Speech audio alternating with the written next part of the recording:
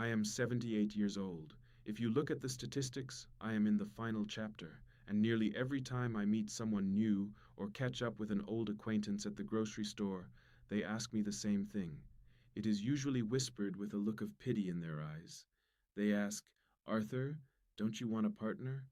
Arthur, isn't the house too big for just one person? Wouldn't it be nice to have someone to share your morning coffee with? I understand why they ask. We are programmed to believe that being alone means being broken. We are told that the ultimate goal of the human experience is to be part of a pair. So 5 years ago, when I was 73, I listened to them. I opened my door.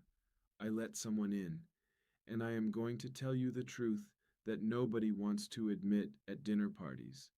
I have never been more exhausted, more anxious, and more spiritually drained than I was when I was in a relationship. Let me back up a bit. My wife Elela Nena passed away when I was 68. It was cancer. It was a long 2 years of hospitals and hospice, and holding her hand while she slowly faded. When she finally let go, the silence in the house was deafening. It was not just quiet, it was heavy. For the first year, I was a ghost in my own home. I sat in her chair. I watched the television without turning it on. I felt like half of a person. But then time did what time does. It healed the sharp edges. I started to find a routine. I am a retired engineer, so I like systems. I set up a wood shop in the garage. I started waking up at 5:30 in the morning. I would make a pot of black coffee, sit on the back porch, and watch the sun come up over the oak trees. No talking, no news, just the birds and the steam rising from my cup. It became my sanctuary. I started building furniture. I fixed the squeaky step on the stairs. I read books on history that I had meant to read for 40 years. By the time I turned 72, I realized something surprising. I was content. I was not jumping for joy, but I was steady. I had peace, but the world does not like to see an old man alone. My daughter Sarah is a wonderful woman, but she is a fixer. She would come over for Sunday dinner and look at me with those worried eyes. She would say, Dad, you are isolating yourself. Dad, humans are social creatures. You are going to wither away in this garage. Then came the neighbor, Mrs. Higgins. She cornered me while I was getting the mail. She told me about her friend, Sylvia. Sylvia was 70, a retired nurse, lively, drove a red car. You have to meet her, Arthur. She said you too would be perfect. And you know when enough people tell you that you are incomplete, you start to believe them. You start to look at your quiet life and think maybe I am doing this wrong. Maybe this piece is actually just stagnation. So I agreed. I met Sylvia for coffee, and I will be honest with you, it was nice. Sylvia was full of energy. She had a laugh that could fill a room.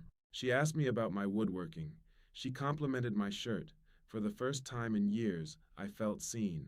Not as a grandfather, not as a widower, but as a man. We went on a second date, then a third. By the fourth month, we were, as the young people say, an item. Everyone was thrilled. My daughter was relieved. My neighbors gave me the thumbs up. Arthur has got a girlfriend. Good for him. And in the beginning, it was good. We went to the theater.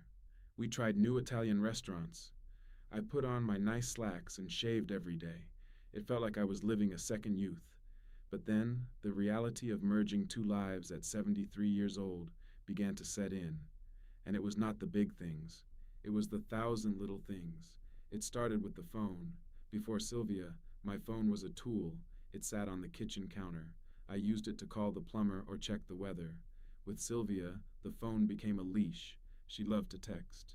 Good morning. What are you doing? Thinking of you. Look at this picture of my cat. If I did not reply within 20 minutes, she would call. Is everything okay? You didn't answer. I found myself carrying the phone in my pocket. Even when I was in the workshop, I would be in the middle of sanding a beautiful piece of cherry wood in the flow, completely at peace, and then buzz, buzz, buzz. The interruption would snap me out of my focus. My shoulders would tighten. I started to feel a low-level anxiety, a constant vigilance. I was no longer the master of my own time. Then there was the energy deficit. This is something people in their 40s or 50s might not fully grasp yet. When you are 73, your energy is a finite resource. It is like a battery that does not hold a charge as well as it used to. I cherished my afternoons. After lunch, I liked to sit in my chair, read a chapter of a book, and maybe close my eyes for 20 minutes. It was how I reset. Sylvia did not operate that way. She had a nervous energy. She wanted to go to the outlet mall on Tuesdays. She wanted to drive an hour to see a botanical garden on Thursdays. She wanted to host dinner parties on Saturdays. I would come home from these excursions completely depleted. My knees would ache. My brain would feel like fog. I would tell her, "Sylvia, I need to rest today." And she would look at me with this hurt expression. She would say, "Arthur, we are burning daylight. We don't have that much time left. We should be living." She made me feel guilty for being old. She made me feel guilty for wanting stillness. I found myself saying yes to things I hated just to avoid the conversation about how I was being boring. I was performing happiness while my internal battery was flashing red. Let's talk about the finances. This is the taboo subject. I worked hard for 40 years as an engineer. I saved. I have a pension and my Social Security, but I live on a budget. I know exactly how much I can spend to ensure I never become a burden to my children. My life before Sylvia was inexpensive. I cooked at home. I drank water. I bought tools occasionally. Dating at 73 is expensive. Sylvia liked to eat out 3 times a week, $50 here, $80 there. She liked the theater. She liked weekend trips to bed and breakfasts. $150 a night, plus gas, plus meals. After 6 months, I looked at my bank account, and I felt a cold spike of fear. I was dipping into my savings. I was spending money that was meant for my potential long-term care or for my grandchildren. I tried to bring it up. I said, "Sylvia, we need to scale back. Can we just cook dinner here?" She said, "Oh, Arthur, you can't take it with you. Stop being a miser." But it wasn't about being a miser. It was about security. It was about the fact that I cannot go out and get another job at 73. This money is all there is. I lay awake at night doing mental math, calculating inflation, worrying about the cost of a new roof. The peace I had built was being eaten away by financial anxiety. The breaking point came 8 months into the relationship. It was July. Sylvia had decided we needed to redecorate my living room, she said. My leather armchair, the one I had sat in for 15 years, the one that molded perfectly to my back, was an eyesore. She bought throw pillows. She moved my books. She put scented candles on every surface. My house started to smell like vanilla and lavender. It didn't smell like wood and old paper anymore. It didn't smell like me. One Saturday morning, I walked into the kitchen to make my coffee. It was 6 o'clock in the morning. Usually, this is my sacred time, but Sylvia had stayed over.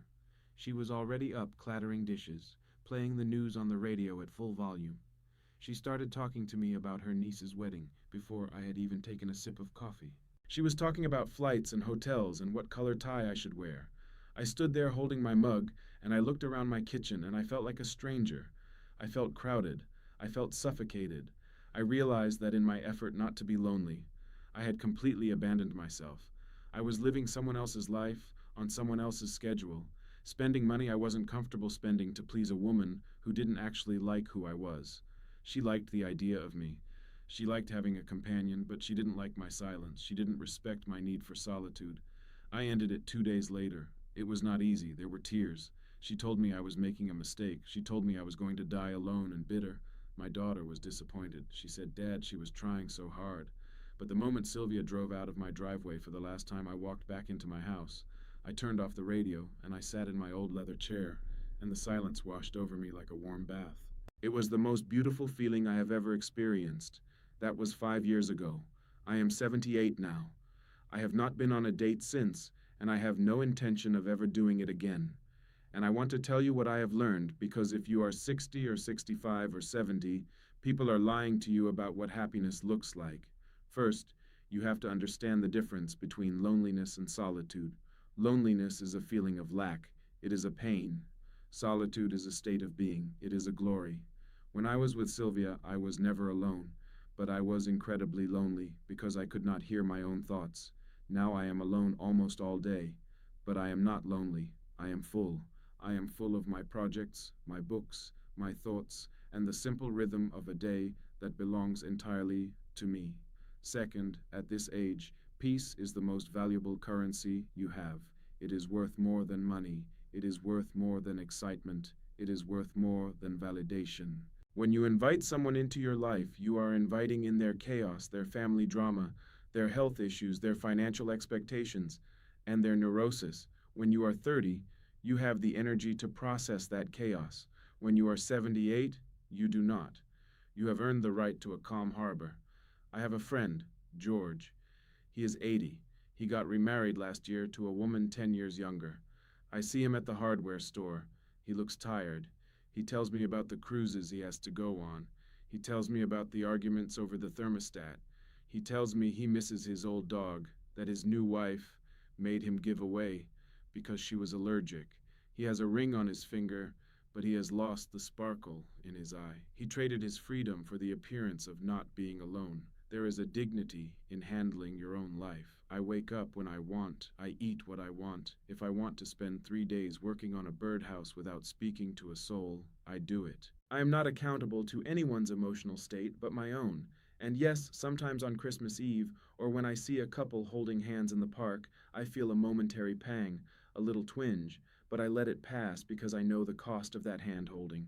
I know the price of admission, and I am no longer willing to pay it. So, to those of you listening who are feeling the pressure, maybe you are divorced or widowed or have always been single, and you have friends telling you to get on the apps to get out there, I am giving you permission to stop. I am giving you permission to say no. Thank you. You are not a failure because you are alone. You are not incomplete. If you find someone who fits into your peace without disrupting it, that is a miracle. Grab it, but do not tear your life apart trying to fit a square peg into a round hole just because you are afraid of the quiet. The quiet is not your enemy. The quiet is where you finally meet yourself.